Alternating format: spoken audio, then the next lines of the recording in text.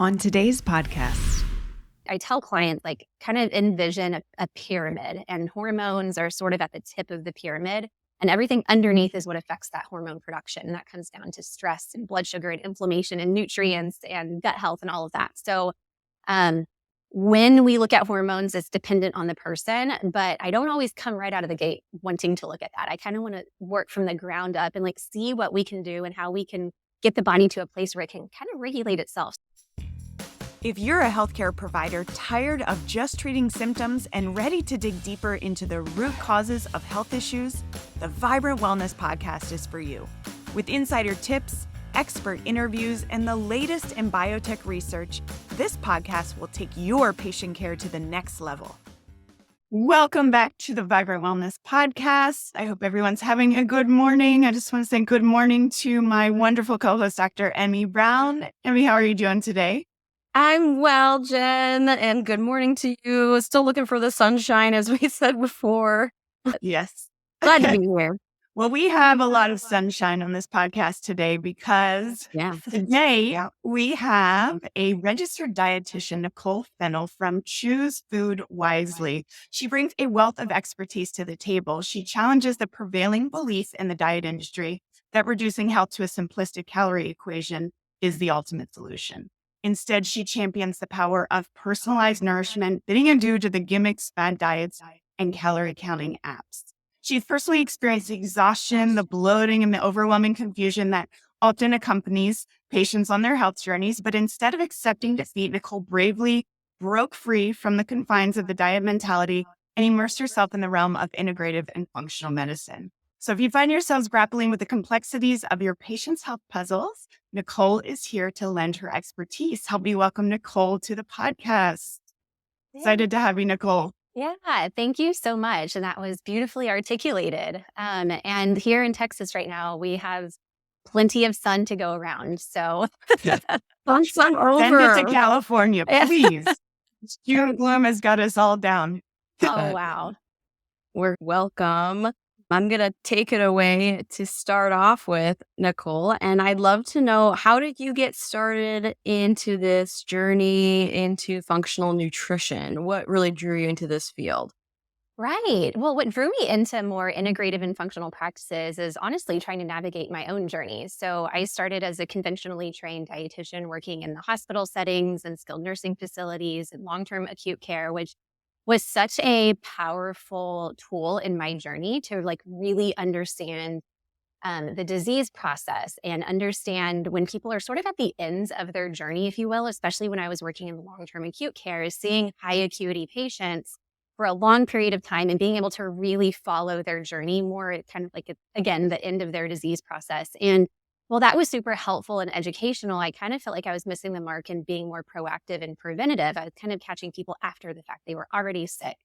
And so while it was fulfilling, I was still feeling like there was something that was just missing. And so I started seeing patients before and after work and during my lunch break and just trying to just fill this need that I felt like I wanted to fill, to just be more proactive and preventative. And so that was great. But, during that time, I was doing everything that I thought was like, quote unquote, right to be healthy. So that meant, waking up at 5 a.m. to go running and training for triathlons and marathons and eating a vegan diet and counting all my calories. And in the midst of doing everything right, I was getting sicker and sicker and sicker. So I remember having some of the ICU nurses like hook me up to telemetry because I was feeling like, gosh, I'm having heart palpitations. I don't know what's going wrong. I was dealing with acne and major skin breakouts. I would go to my office and take a nap in the middle of the day. And, in your mid-20s, you shouldn't be that exhausted all the time. And so I just felt like I was constantly, just like grasping at loose ends. I could never figure out what was going on with me. And then honestly, I think just by fate, I ended up in a doctor's office who was a little bit more functionally minded. And she listened to me. And again, this was just totally by chance. I just picked somebody off of my insurance. And I was like, certainly somebody has to know what's going wrong with me. I was getting migraines every single day. And the solution was giving me steroids or telling me to go on birth control or keep taking my birth control all the way through. So none of that stuff was working. And so that doctor, ran a full thyroid panel on me amongst a million other different things and identified that I had Hashimoto's. And I had never even heard of that before. So even though I had been classically trained, I had worked in hospitals, I had no idea what that even meant. And I had been so accustomed to seeing people on thyroid medication and being diagnosed with hypothyroidism that it's kind of one of those diagnoses that just kind of, you get it a little bit numb to because it's so common. And so I really found out throughout my journey just how important it is to optimize your thyroid status, how important it is to recognize whether or not you have an autoimmune disease, and then also like how much you can actually do to help to manage your symptoms and manage your disease progression. So it was really through my long journey. I mean, I'm summarizing this kind of quickly, making a long story short, but it was through that that I really discovered building up the body and focusing more on nourishment as opposed to deprivation. So letting go of that calories in, calories out math equation and assessing the body in a more as a metabolic machine, and understanding that when the body starts to develop certain things, whether it's autoimmunity and or hypothyroidism or brain fog, those are signals of underlying issues. And so instead of just focusing on symptom management, like how can we do that and also support the body from the ground up from a root cause approach? So that was my journey into functional nutrition. And so, yeah, I've been in this world for a little over a decade, and I feel like I learn something new every day. The body is so amazing, and it's really great to just empower people to take control and feel at home in their body again. I love that. And it resonates with me. I in doing some research, getting ready for this, I saw myself a lot in your story. Hashimoto's is was not part of my story, but still very similar. So thanks for sharing. And I'm curious about the name of your practice. I love it. Choose food wisely. So is that like a metaphor for something, or is there a story behind it, or is it just something that resonated with you? Um, I wish that there was some really fun story. I think it was just something that came to my brain when I was in graduate school. And I've always really liked words. I enjoy writing. My mom was an English teacher. I love, plays on words. And so that's, I guess, where choose food wisely came from.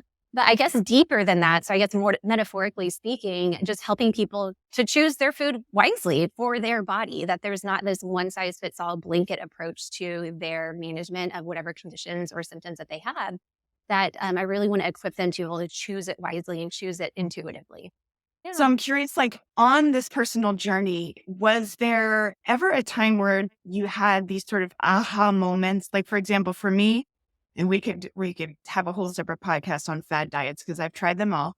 That you were just like, this isn't the ticket, like doesn't work, or was it just sort of a gradual progression for you? Yeah, I mean, honestly, I think it's an organic progression. And I think that anybody who works, one-on-one with patients or clients can probably agree that like everybody's journey is so different. And I have found that the role of a provider is kind of meeting the patient or the client where they are in their journey. And because, whether they're at the start of their journey, in the middle of the journey, at the end of their journey, like in order to make sustainable changes, we have to meet them where they are. I think another really big aha moment, nutritionally speaking, again, is focusing on building up the body. So not focusing on like, what are the things that we need to cut out, or do we need to do fewer calories, but what can we add in? Because physically that feels really good to add things in. And also emotionally, that feels really good to focus on more abundance as opposed to deprivation. So I think those were some really big aha moments for me. Yes. I love that. It's not about subtraction, it's more about addition. And when you switch that mindset, it makes a lot of difference. Yeah. Well, I mean, I remember being told that I had Hashimoto's. I didn't know what that was. And the doctor kind of schooling me a little bit on nutrition. And it was a little bit embarrassing. So I'm like, I'm a dietitian. I should know all this stuff. And I have zero idea what you're talking about.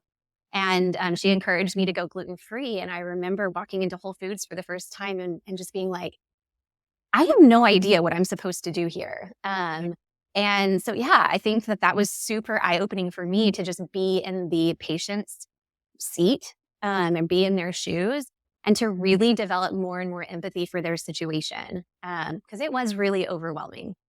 So I feel like I had somebody who was championing me during my process. And so I feel like I am in the position to like kind of pay it forward for these people and also empower them and educate them about their condition and what they can do about it, and give talking points like how do you communicate your needs and communicate your symptoms, and advocate for yourself, especially if it's something that you're going to have your whole life. Right.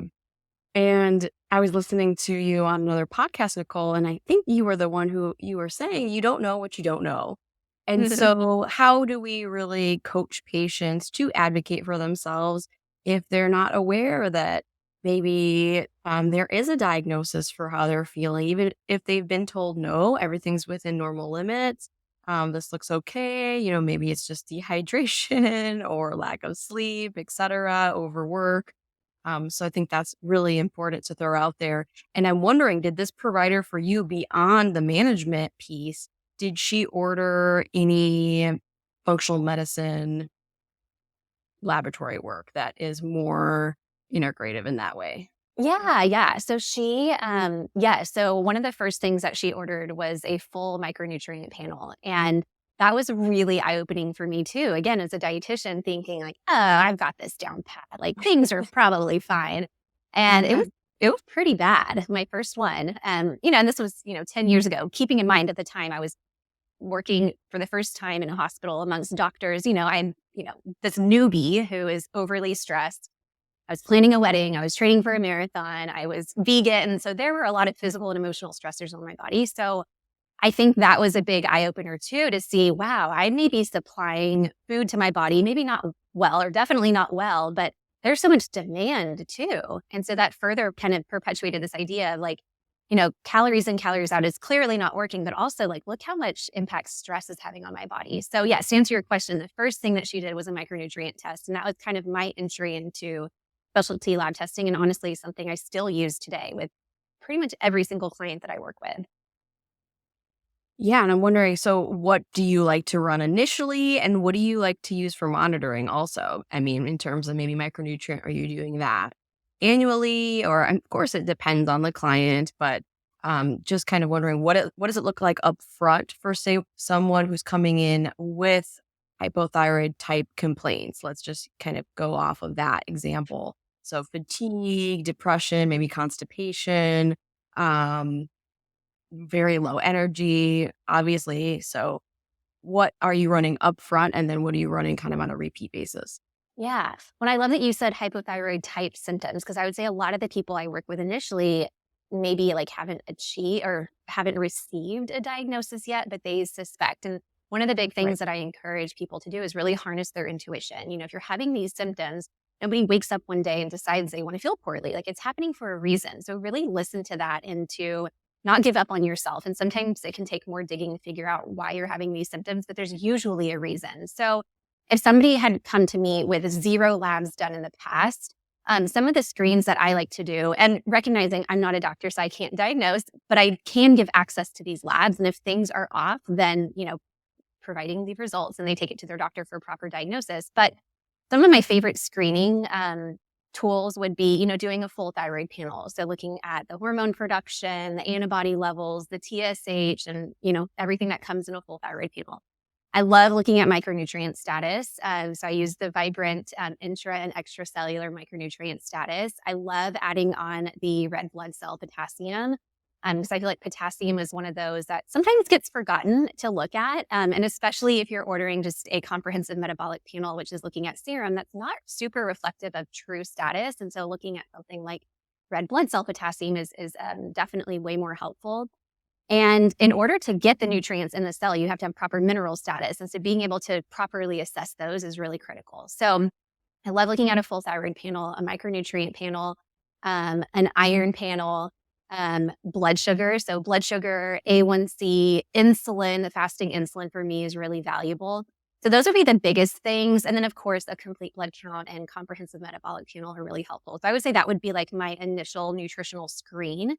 And then from there, depending on what they have going on, like do we need to dig deeper into gut health or hormones? And my stance on that, I tell clients like kind of envision a pyramid, and hormones are sort of at the tip of the pyramid. And everything underneath is what affects that hormone production. And that comes down to stress and blood sugar and inflammation and nutrients and gut health and all of that. So um, when we look at hormones, it's dependent on the person, but I don't always come right out of the gate wanting to look at that. I kind of want to work from the ground up and like see what we can do and how we can get the body to a place where it can kind of regulate itself so we don't have to meddle too much.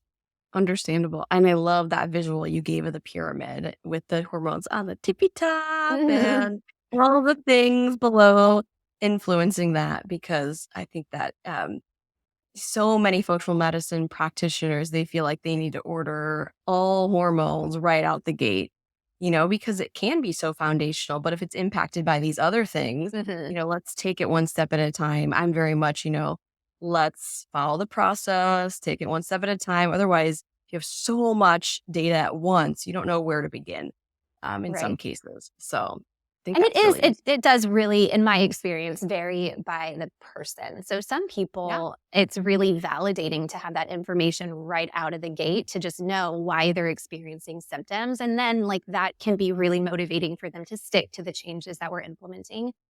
But other people are different. Some people are okay, taking my word for it or working on those foundational things and then doing hormone testing later. So I personally don't think there's a right or a wrong way. I think it just depends on what's going to serve the patient the best and help keep them motivated through the process because nutritional therapy isn't something that like changes overnight. It takes time.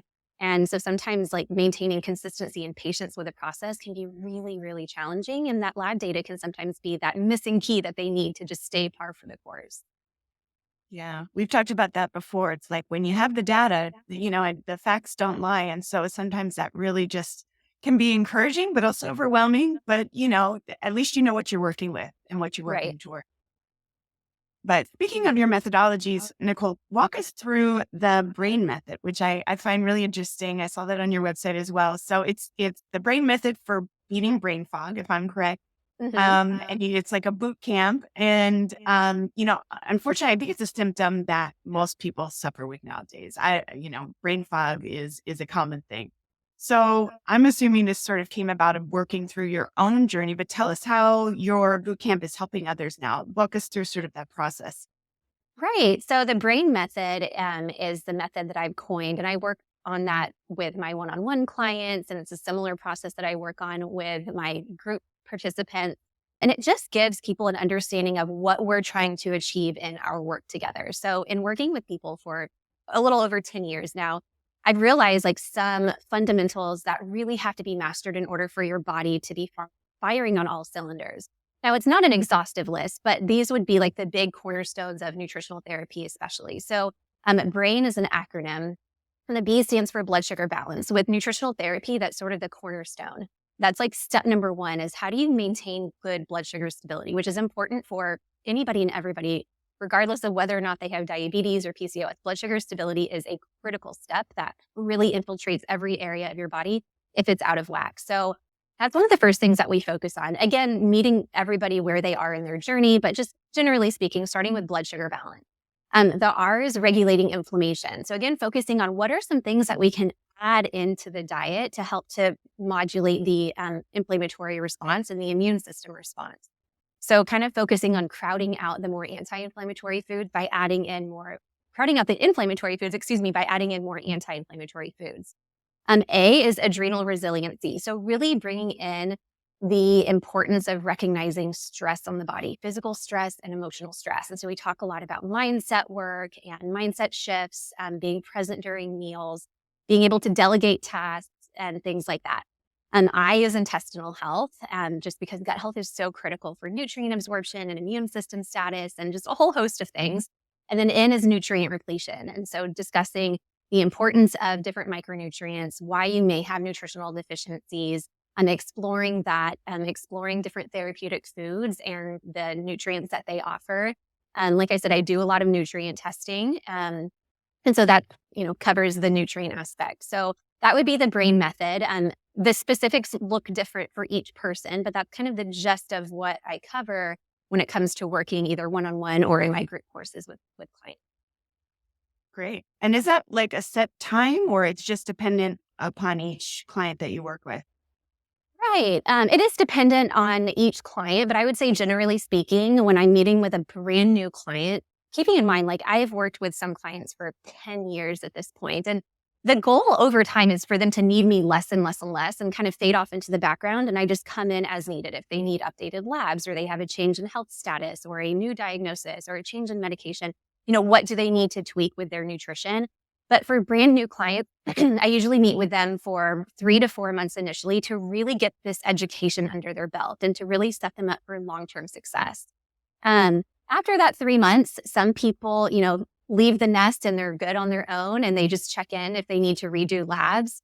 For example, with the micronutrient test, depending on the severity of the deficiency, I usually like to see it 6 months. If they don't have tons of deficiencies, maybe push it out to 12 months. Also, if they have a change in status. So let's say that they get pregnant and have a baby and breastfeed, we may want to do the micronutrient test sooner than we had anticipated, or they're planning a pregnancy, or they're training for a marathon. Again, it's going to vary depending on what they have going on. And I would say, generally speaking, it's 3 months when I'm working one-on-one with somebody. And then if they need to add more time, it's kind of a case-by-case basis. Gotcha. Okay. Makes sense. And Nicole, I want to, before we move on from the brain method, for blood sugar, what do you think about continuous glucose monitoring? Do you use it? Is it helpful? I think there are pros and cons. I can certainly see where having that data can be really helpful. I think for my specific clientele base, I work with primarily women, but not exclusively women. But I would say that primarily the population that I'm serving has some strained relationship with food in some capacity. And so sometimes the continuous monitoring can kind of be a double-edged sword of giving just too much feedback and kind of disconnect them a little bit from being a more intuitive eater.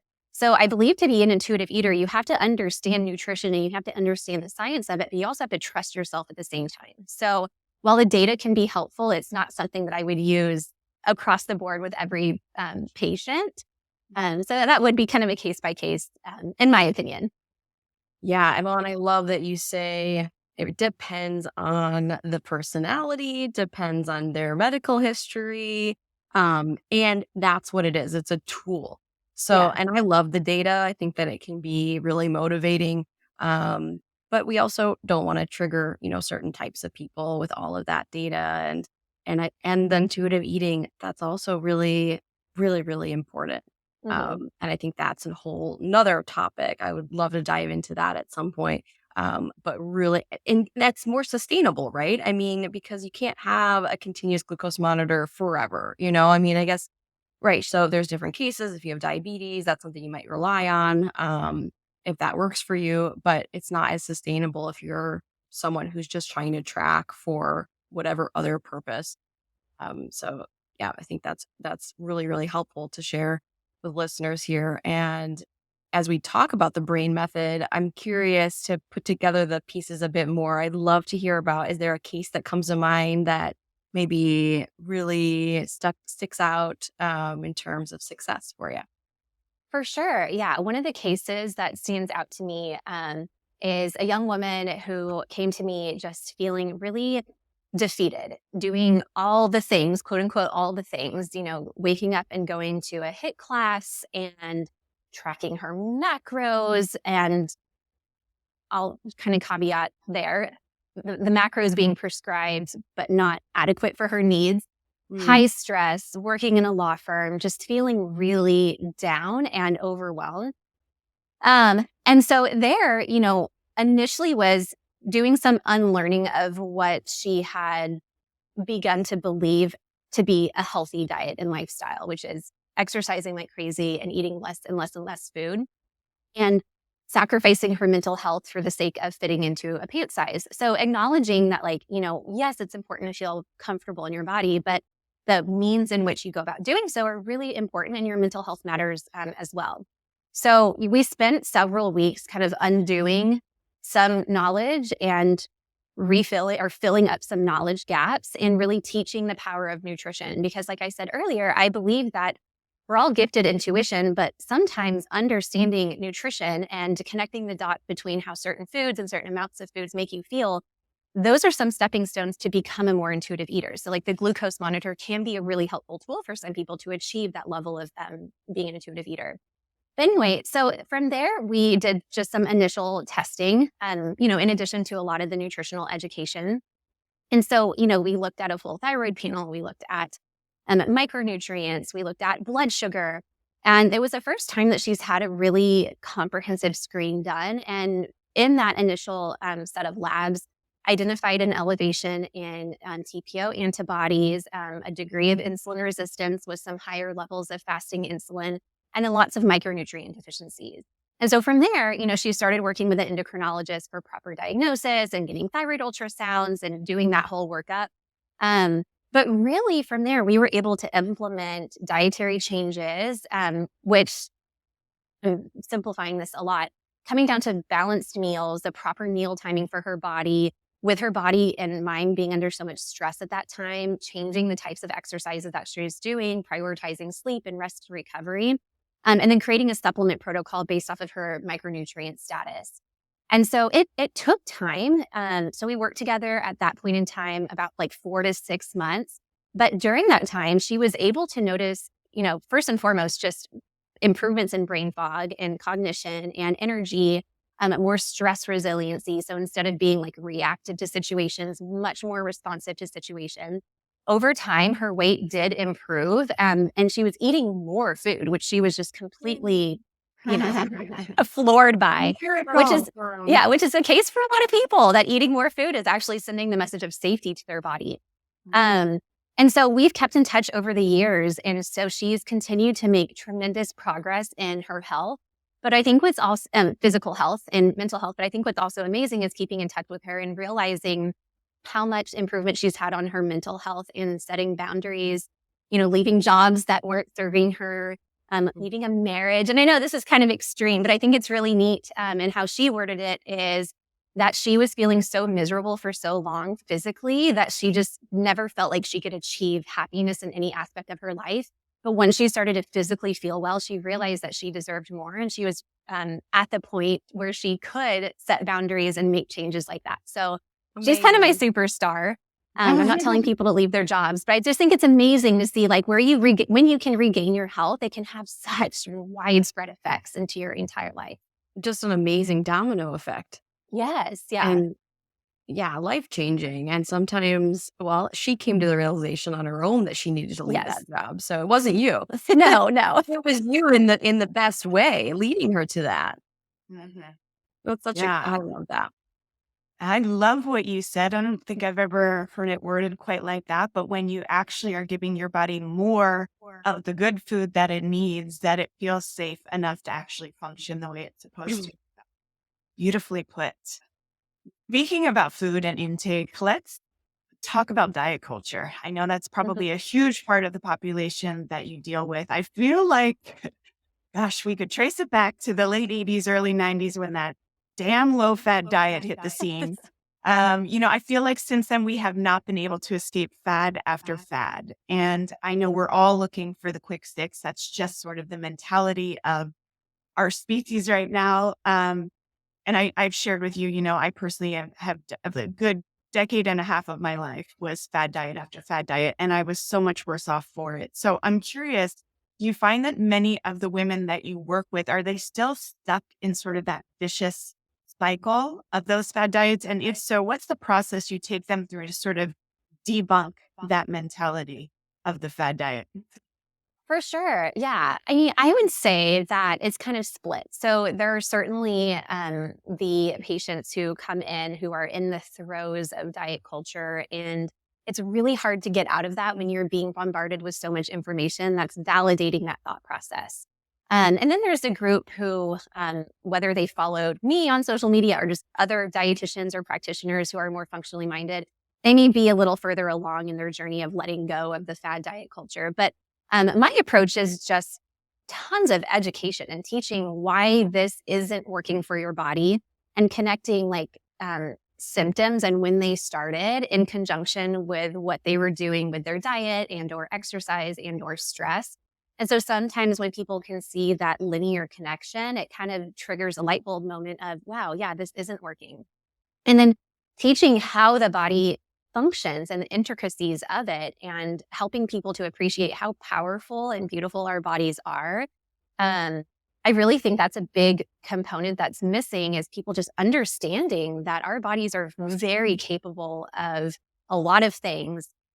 Maybe not complete healing, but on the track to healing, and your body is on your side and it wants to feel good. And so approaching things like symptoms more with curiosity as opposed to resentment and allowing people to have better communication with their body. And so oftentimes as a provider, we're sort of a liaison between the body's symptoms and the person, and allowing more established communication and helping people understand what their symptoms actually mean. So, in summary, a lot of education. I just like for people to understand their body and feel more attuned to their body. So they start to connect the dots, understand. And you said approaching with curiosity rather than resentment regarding Mhm. symptoms.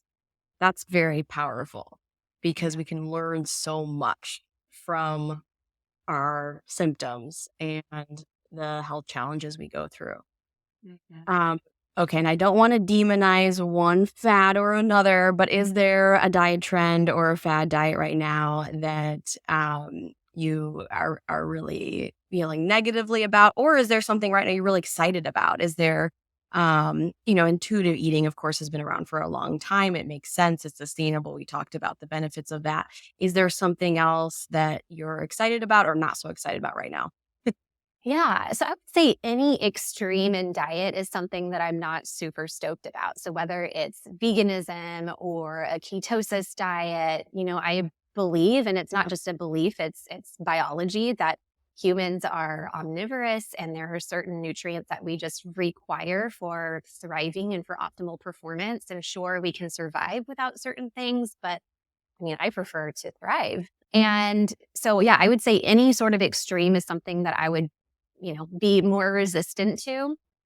And then things that I'm excited about, golly, I don't know that there's like a specific diet out there that I'm super excited about.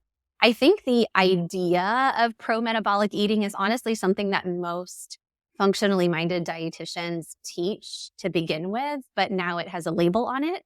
So I think that diet is really interesting, and I think it's cool that it's gaining traction because it's allowing people to realize how important it is to nourish and build up your body. Um, so I would say like that one's the one that's piquing my interest the most. But What is I, it I called? One definitely more wouldn't time, Nicole? label. What's that? What was it called again? It's called pro-metabolic. So I don't wanna be Pro-metabolic. the I haven't person, heard of like, that one. championing that. I just think that if there was Yeah. one to choose from, I would say that that's probably in more alignment with what most functional dietitians would be teaching.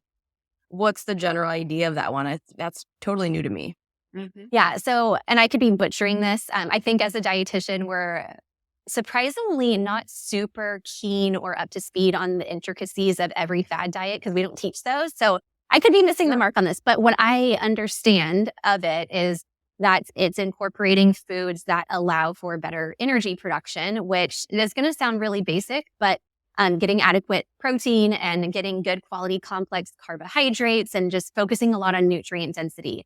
Again, which doesn't sound revolutionary, but I think because it's been coined a certain term, it's becoming more enticing to people. It's a Um, buzzword kind of thing. yeah, yeah, Exactly. Pro-metabolic. Yeah, makes sense. I mean, I'm always talking about nutrient density, yeah. because we see people, patients, clients, whomever, they say, "Is this good for me? Is this bad for me?" And I say, "For what?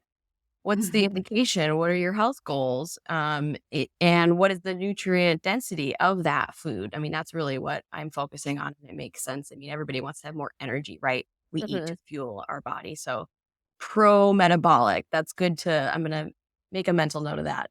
But like you said, it's really nothing new for people who have been doing nutrition for a long time. So, okay. I want to segue now into more specifics in terms of nutrition and Hashimoto's, because I know that you do a lot of work with Hashimoto's. And so I'd love to dig into some clinical pearls that might be overlooked in conventional practice. Oftentimes they are, unfortunately.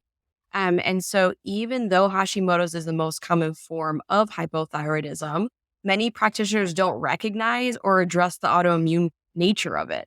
And I know that you like to speak on this, and I'm grateful that you do, because it is something that, well, it doesn't change the management, right? You give levothyroxine in a typical medical practice, even in integrative clinics that I'm familiar with, and that's the management. And you might do some nutritional things surrounding this to support the patient. Um, but that autoimmune nature, it's just, well, it's maybe antibodies aren't even run because it's just assumed that it's Hashimoto's. So I'm wondering, what do you like to do, Nicole, to support patients beyond thyroid replacement?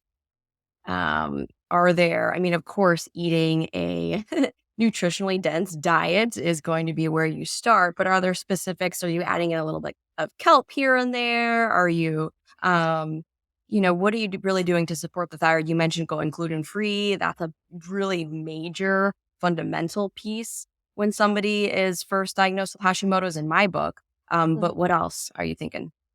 Yeah, for sure. So I think, again, I always start with education. So teaching people what's going on when they have Hashimoto's versus hypothyroidism unrelated to Hashimoto's, and that it is an immune system issue first that's affecting the thyroid. And so focusing first and foremost on identifying what are some of the stressors on the immune system and maybe like when did this start? So when I'm meeting with new clients, I always like to build a comprehensive timeline of their health history.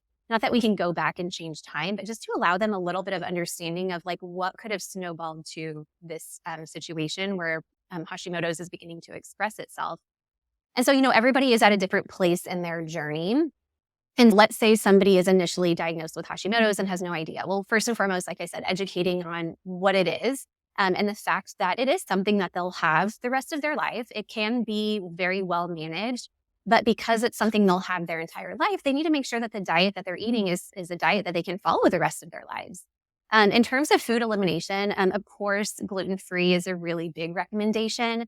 And then I try to work individually on people to identify either based off of symptoms or testing, like, are there some other foods that may be just overstimulating the immune system right now? With Hashimoto's, since it's autoimmune, it's part genetic, part stressors on the body, and then part gut health integrity. So we do talk a lot about gut health and liver health and what's going on in there. Again, getting a lot of background into their gut health status and then maybe incorporating some functional testing to just kind of see what's going on with, bacteria and digestive capacity and parasites and things like that. And then in terms of supplementation, it is highly individual. And through listening to symptoms, looking at lab testing, and kind of putting this whole mosaic together, we can start to pinpoint where in the journey of thyroid hormone creation or absorption are there some kinks in the system. So is it more of a triggering issue? So is like the brain thyroid communication not great? Is that related to stress or what else is going on? Is the overall production of thyroid hormone not great? And is that coming down to nutritional deficiency or just damage from the autoimmune disease itself? Is it an absorption issue? So is the cell like not taking in the thyroid hormone, which can very often come down to mineral status? Is there maybe a conversion issue, which happens oftentimes if there are nutritional deficiencies, gut health issues, burden on the liver? So there are a lot of kind of like points in the thyroid journey that can have some kinks in the process. And so I try to work with each person to see how we can optimize each step. And then in terms of like the like kelp flakes and iodine and stuff, that's honestly like where it can differ from regular hypothyroidism. I guess hypothyroidism unrelated to Hashimoto's. And that since it's that TPO enzyme that's mostly affected, the speed at which people with Hashimoto's are capable of utilizing iodine is going to be less. And what can happen is that there's almost this like an overburden on that process. And there can kind of just like be a backup of hydrogen peroxide that can actually lead to more inflammation. And so something like kelp flakes and iodine with people with Hashimoto's is something that you just have to introduce delicately. Not everybody needs to have more iodine. It's not necessarily an iodine issue, more so than it is an immune system issue for people with Hashimoto's. Yeah, there's definitely a lot of complexity with the iodine conversation. Yes. That could be a whole other podcast going into the intricacies and the science behind that. But yes, really great point. You need to individualize. And it just depends on one particular case. It might differ. And focusing on, we're always going into the root. I feel that on this show, we're always getting deeper and deeper into root cause, going upstream. And so I love you said it's really more so about the immune system. And, in this country, they're probably getting enough salt that has iodine in it, but are they using it adequately? Right. Right. Are they using it adequately? That's the gut health component, and then just the immune system component. So that's so important. I like to mention too, looking at vitamin D. That's so, Mhm. I mean, it's so simple, but I think it gets overlooked just in terms of what is their vitamin D status. But you'll get that with all the micronutrient testing, of course. So, what about food sensitivity testing? I mean, beyond gluten, are you looking for, I mean, and again, going upstream, really, maybe it's more of an issue of digestive insufficiency, but are you ever curious about other food sensitivities too? And do they change over time, do you feel? Yeah, those are really good questions. Yeah, so I would say we will observe the common offenders, so gluten being the biggest one, because there's also just a really big crossover between Hashimoto's and celiac disease, and they share a lot of those genetic predisposing factors. But some other common ones are things like soy, corn, dairy. Oh my gosh, I feel like I'm missing one. Of course, it'll come to me after we're done recording. But those are the oftentimes the biggest ones to look at. Um, and so we kind of can go based off of symptoms for those. Sometimes I do recruit the help of food sensitivity testing to help to identify that, especially if there are just a lot of reactions happening. And it's, sometimes it can be hard to pinpoint things like that. Right. But, food sensitivities create symptoms, but they are a symptom oftentimes of underlying dysfunction inside the gut. So I don't always come right out of the gate doing food sensitivity testing unless somebody is having major reactions pretty frequently. And that could be gut reactions, skin reactions, swelling, lots of brain fog.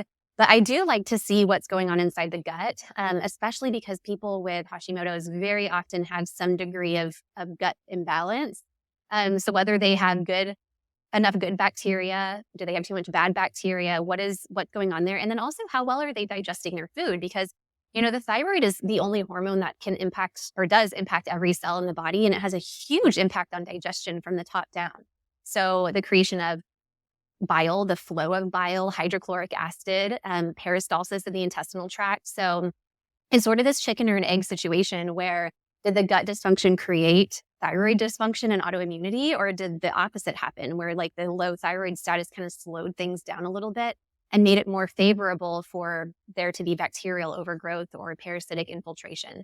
So again, it is pretty individualized, but I think it's interesting to just, come at it from different angles and get really analytical as a provider to see like potentially what came first and how can we address that so that there are better outcomes downstream. Right. Get curious, like you said. Yeah. But with the food sensitivities, can they change over time? Absolutely. So a lot of food sensitivity testing is going to look at just different immune system reactions inside the body. And the immune cells have different memory lengths. So sometimes the memory is short and sometimes it's long. Sometimes overexposures to food can lead to food sensitivities. Sometimes we have food sensitivities for just unknown reasons, but it can be helpful to just objectively quantify what foods are reactive and are they maybe there from overexposure? Is it there because of maldigestion? And then oftentimes, not all the time, but oftentimes doing some gut healing, adding in more variety with foods, enhancing the digestion, that can decrease the intensity and severity and sometimes even the presence of food sensitivities. Yeah, that Yeah, makes great sense. point. So I'd love to know, in all this education you've done over the last decade plus, tell us, what is the day-to-day life of Nicole now versus the Nicole before? Like, what practical changes have you made that have made a difference and that you've been able to sustain as a lifestyle? Personally or professionally? I'd like personally, I really like to know, Okay. like, I feel like that gives other wellness providers and professionals, kind of a peek behind the curtain, and maybe they can take away a few tips of your own. Yeah. Well, I mean, gosh, that's been something that I've worked on for years and years. I'm somebody who, by nature, I like to dive in and just know everything about everything and do everything all at once, but that's never helped me ever.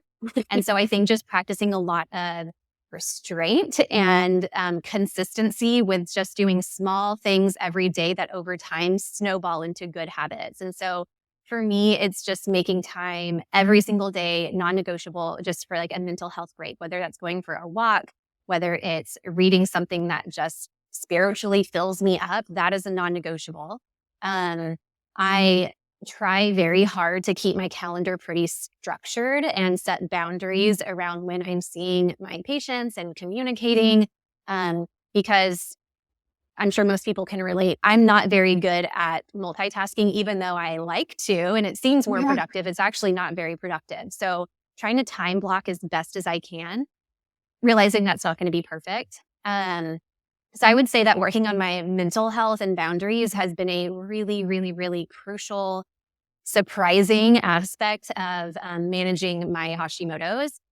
Next would be, I mean, I've been gluten free for what seems like forever before it was cool, but that was really helpful, especially for brain fog. So I was somebody who didn't really get digestive symptoms from gluten, but my brain definitely had some symptoms. And so it's not fun to be gluten free, but it is way more fun to be present and articulate and be able to have a conversation with people. So that was a big step. And then I would say lastly is really protecting my bedtime routine. It's especially as a mom, having that kind of like revenge bedtime procrastination is very real. And it's easy to just stay up, watching my trashy TV. But being able to like go to bed on time and like have a routine night and morning has been really helpful for my energy and productivity. So those would be like the biggest things that have Yeah. helped. Those are huge. They're small, like you said, but they add up. It's one of my favorite quotes is small steps repeated consistently equals massive change. And it's true. You Yeah. just gotta keep showing up. Well, I'm going to ask you to keep it real with me now because I'm going to be transparent with you. I Okay. have found it extremely challenging as my kids are getting older. I've got teens now. My youngest is going to be 7, but I find it really difficult to cook as cleanly as I used to because there's so much more active at this age. We are running all the time. Is there anything that you still kind of struggle with, even knowing what you know, just as a mom, as a parent? Yeah. So, it's so funny. Somebody asked me the other day, like, what is one thing that you said you would never do as a parent before you had kids? And I was like, everything. Like, in um in reality, it's hard being a parent and a working parent. So I think the first thing is just giving myself some compassion and, realizing that my children's diet doesn't have to be perfect. It can be pretty darn good, but there are just going to be times where they're getting a meal and that's the best that I can do in this moment in time. It's better than nothing. But I do try to really harness like anchor meals. So meals that I know they're going to be home for, that I have a little bit more control over so that it at least makes me feel a little bit better if they eat differently when they're outside of the house or at school, or if they, go to Chick-fil-A with their friends or something, like I try not to sweat the small stuff. So our anchor meals for our kids are breakfast and dinner, because sometimes lunch can just be a little bit of a crapshoot. Even though my kids are dietitian kids, like they can be picky. And I have one child who doesn't like meat and another child who doesn't like vegetables. So it can certainly be a bit of a struggle at mealtime. So I just try the best that I can. One thing that my kids really like, they love smoothies, and I turn it into popsicles and they think that they're getting a treat, but in reality, they're getting cauliflower and veggies and stuff I inside a love it. popsicle. So Yes.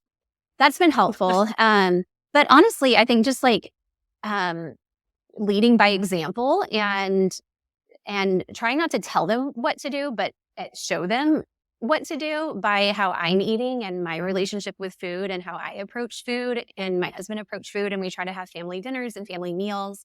But then also make room for the fun stuff, because I think that moderation is very important so that they don't have a struggling relationship with food whenever they get older. Yeah. I love that. Really just controlling what you can control and giving yourself grace for the Yeah. rest of it. Yeah. So much Very much balance like in there too. it. Yeah. Okay, so what about patients who are struggling to make these changes, Nicole? What kinds of tools are in your toolbox? Are you coordinating care with other providers, for example? Are you kind of just letting them go, come back when you're ready? What's your style? Are you kind of tough love, or how do you approach that? I sometimes wish that I was a tough love person, but I'm not. I try to be at least very compassionate and understanding and a listening ear. And I believe that everybody has the answer in them. And sometimes it just takes some level of comfort and vulnerability to kind of like get those answers out of them. So I really try to harness a lot of just motivational interviewing and mindset work and really trying to get into the deep why behind certain behaviors. And it's not always easy. I mean, I'm explaining it easily, but a lot of people, especially if they've been on an autoimmune journey, it can take 7 to 10 years before people get proper diagnosis. I think that they're very used to being dismissed or being gaslit or things like that. So I can see where people easily build up walls and are a little bit more averse to sharing symptoms and vulnerabilities. But I really try to break down those walls with compassion and validation and really try to understand the why of their behavior. So it can take some time and everybody's a little bit different, but I feel like when people can start to connect the dots between what they're doing and how that may not be serving them, and then also like what is the alternative? You know, if they're trying to give up a bad habit, like, well, then what do they do instead? That can be really, really helpful. And then I'm no therapist, definitely not, but I oftentimes find myself in the position of introducing the idea of what people have gone through in childhood and how it impacts their choices as an adult. So having that entry or just awareness can sometimes unlock the door to allowing people to get the mental health services that they need. And so I very often work in conjunction with therapists and counselors in tandem while I'm working with the patients that I'm working with. And then, like I said, earlier in the conversation, if there is something medically off that warrants proper diagnosis and more workup, so maybe it's meeting with an endocrinologist or an OB-GYN or a gastroenterologist, I consider myself part of the team. And sometimes people need a larger team and sometimes people need a smaller team, but I definitely think it's for the patient's benefit to recruit more team members when necessary. Absolutely. Yeah. I love how you mentioned a team approach because even though you are doing so much counseling, by nature, as nutritional professionals, as a naturopathic doctor myself, the mental health component is not my forte. Right. Excuse me. So that's so important to be able to coordinate care with other professionals you trust and who really are open-minded. Mm-hmm. So yeah, love that you bring that up. Okay. So we're going to wrap it up in a moment here, but you've got so many wonderful ideas you've thrown out and we've learned so much. Where do you think the future of functional nutrition is headed, or where would you like to see it headed? I think it's very much already down this path of continuing to be as specific and personalized as possible. And I think that functional medicine and functional nutrition has done a really great job of achieving this through lab testing and objective data. But I'm seeing this really big missing piece in mental health and really personalizing mental health into the equation. So how do we really bridge the subjective and objective uniqueness of a person to a really strategic approach for them? So that would be my answer. I feel like lab-wise and scientifically and biologically, we're very much on the path. But I think mental health and stress awareness and stress management and slowing down, I think like that would be a huge element I would love to see more emphasized and kind of like made cool again, or made cool in general. Same, yes. Let's destigmatize it and every medical complaint. I think that there is probably at least some value in assessing the mental health component of it. You know, some people say, I have no stress. I lead a very happy, stress-free life, but they're definitely the minority. I do come across that sometimes, but they'll deny stress. And I say even good stress is still stress. So, you know, running around, taking care of your kids, if everything's going well at home, still stress on the body. The body still perceives it in that way. So, slowing down, I think you mentioned I'm looking forward to that too. I know in the UK, they're testing out 4-day work weeks. So just throwing that out there. Okay. For people who have been stressed out for a long time and they say they have no stress, but they actually do, they're just used to it. So for them, it's stressful to slow down. So I think just like having that conversation about like, how do you feel when you actually slow down? And if you don't feel well, you're probably stressed, way more stressed than you realize. So yeah. And some people, they've lived their whole lives that way. And they're we were talking about this on another podcast, Nicole, about being addicted to your stress hormones. mm-hmm. I think that's such a fascinating concept that we see way too often. But I'm going to leave it there, plant that little seed. Maybe we can talk about that on a follow-up podcast. I'd love to have you back. I'm sure Jen feels the same way. We look forward to maybe having you back sometime soon. And to our listeners, in the meantime, stay vibrant. We'll see you on the next episode. Thank you so much for being here today. Don't forget to leave us a review and subscribe so we can continue to pay it forward together. And remember, the key to longevity is knowledge. Keep learning, growing, and tuning in to the Vibrant Wellness Podcast to discover the latest insights and strategies for optimal health. Join us again next week. Just a reminder, this podcast is for educational and informational purposes and is not a substitute for professional medical advice, diagnosis, or treatment. The views expressed by guest and host are their own and do not necessarily reflect the official policy of Vibrant Wellness. As always, consult your healthcare provider before applying any recommendations that you heard here today.